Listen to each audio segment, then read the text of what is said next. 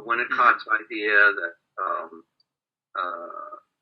if the patient can't play, he must be taught, and if the analyst can't play, there could be no psychotherapy. It seemed to me that incomplete in Winnicott's work was talking about how that play might look in an adult psychotherapy. So this group of people got interested in improvisation. We did it. Then I got especially interested and began writing about it. First publication in 2001. Improvisation is, of course, about spontaneity. It's about the spontaneous gesture, but in terms of an ensemble work, not simply a spontaneous gesture, but how the two parties are playing off of and with each other in a more spontaneous manner. And that becomes what the nature of improvisation is about, which then lends itself to the cultivation of a kind of co-creative, co-authorship, or what's often referred to as the psychoanalytic third in relational speaking, relational unconscious, et cetera, et cetera. So that's kind of that's a kind of jumping off point. Good. Okay. I mean, we're all for Winnicott here.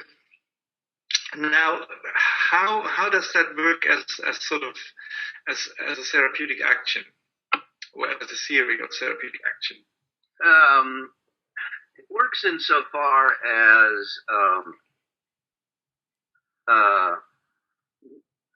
I'm not quite so sure I would elevate it to the status of a theory, as more as a kind of stance, an attitude that is trying to cultivate the idea that something emergent can occur between the two if each of them and their relationship is open to the emergence of possibility versus the degree to which it's shut down.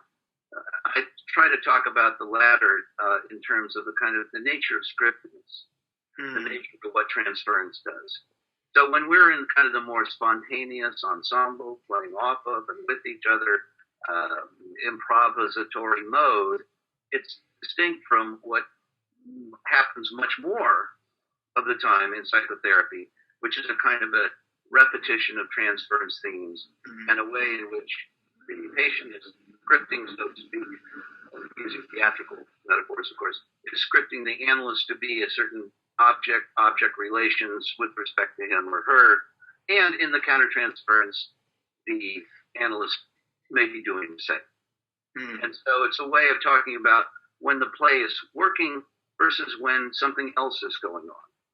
Not to put absolute value on the play versus a negation of the latter, because it's in the transference that so much emerges, and it's out of working and playing, sometimes even playing with the transference that something emerges.